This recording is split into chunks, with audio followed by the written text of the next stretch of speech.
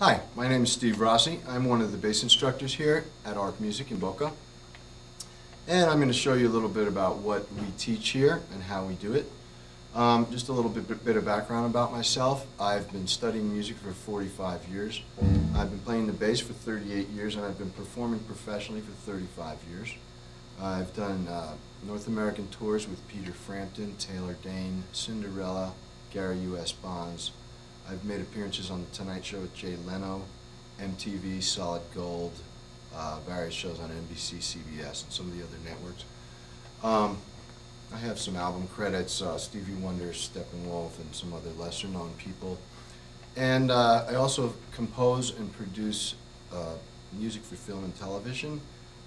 You can hear some of my music on the three networks, ABC, CBS, and NBC, as well as Disney, Nickelodeon, History Channel, A&E, Discovery, and the Biography Channel. Having said that, my approach to teaching bass is threefold, with a focus on theory, performance, and technique. Okay, as far as the theory goes, as a bass player, you need to have a lot of background. You need to know a lot about the music that's being played in order to do your job as a bass player. So that means, as a bass player, you need to know not just about the bass, but about everything else that's going on musically. So it's good to have a solid knowledge of general music theory, okay, as well as a specific, what I call bass theory, which is the function of the bass and how it works as an instrument in an ensemble. It has a completely different function than a guitar or drums or whatever. So those concepts are also taught.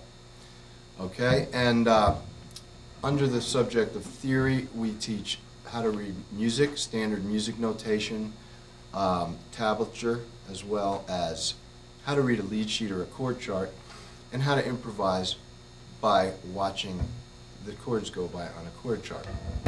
Also, we focus on improvisation, ear training, chord structure, arrangement, harmony, intervals, chord construction and substitution, and basic bass function, which has a lot to do with rhythm, how to play with a groove, and how to stay in the pocket, how to interact with the drummer, and so forth. Okay? The next section would be performance. Performance is the actual skills that you need to perform in an ensemble with other musicians or whatever.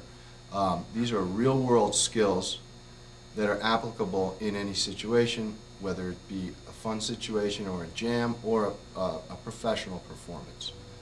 These are very important skills. Number one is listening. It's very important that you can listen. You almost have to divide your brain in half. Half of you has to be listening. The other half has to be worrying about playing. Because if you don't know how to listen, you will not be able to interact with the other musicians. You won't be able to play in the pocket or in time or whatever. So that is actually a skill that needs to be developed, and we do teach that. Okay, so having said that, number three is technical. Technical theory, and also it is what gets your fingers moving. You really can't accomplish any of this unless you have a disciplined daily drill routine, because the only way that you can get the fingers to do this is by doing an intense program of training where you run your fingers through the paces.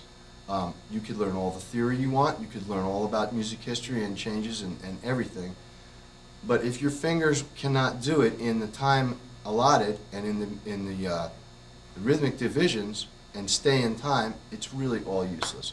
So I try to really instill a passion in my students and to realize the importance of having a routine, disciplined, technical regimen. Okay, this is the only way to do it, and it's not something you learn on the first lesson and forget about. It's something that is a lifetime goal, and you constantly work on it. I know musicians that have been playing for 30, 40, 50 years, still doing the planting exercise. I still do it today. I've been doing it since I was 12 years old. Okay? You just cannot, I can't stress the importance of this. So, anyway, I'm going to show you some of the technical drills that I show. First, I'm going to start with what I call a full throw scale, which means going from the absolute lowest note on the E string, incrementally up the strings with a position move on each string, bringing you up to the highest note on the G string. Okay? That's an E mixolydian mode. The reason I like to use the full throw scales is because it gives you a lot of notes to work with. The more notes you have from top to bottom, the more you can do. Okay? So for example, first you would want to get that scale so that you memorize it. And once again, we have shapes. Okay, here's a shape. And the same shape here. Okay? So these shapes are common. There it is again. Same shape. Okay, well the first thing you need to do is get that mixolydian scale from top to bottom smooth.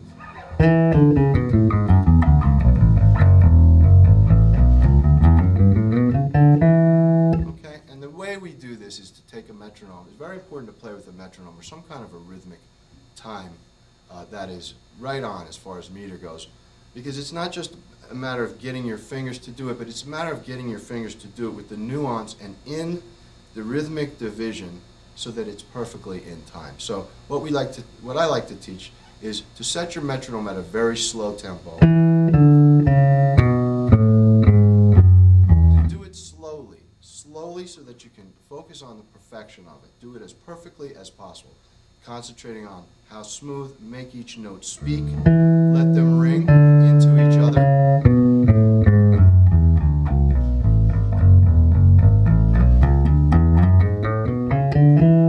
Okay, once you've gotten that smoothness, and you feel that you're doing it perfectly and it's smooth and the execution is proper, then you increment your metronome up a few BPMs or a few beats per minute gradually, a little bit. You go maybe a couple days. When you get comfortable, then you gradually.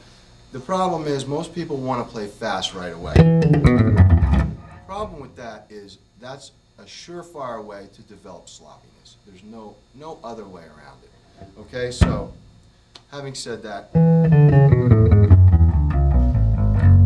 learn the full throw scale all the way up and all the way down. Then we kind of change it up a bit. We do a bunch of different things like, for example, broken scales.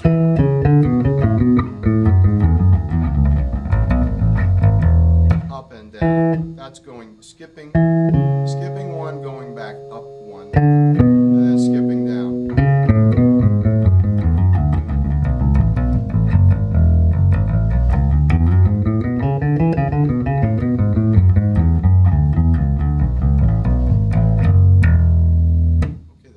Here's another one where you go down 4 and then back 3.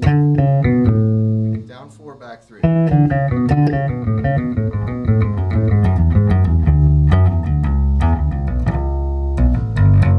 Okay, so little things like that. You work on them slowly, gradually increasing the speed till you have an ease of moving across the fretboard, and you can do it smoothly and you can stay in time, and at some point it becomes almost second nature where you get your hands just play by themselves, and so that you can focus on listening, playing in the pocket with the drummer, and so forth. So anyway, let's just show a little example.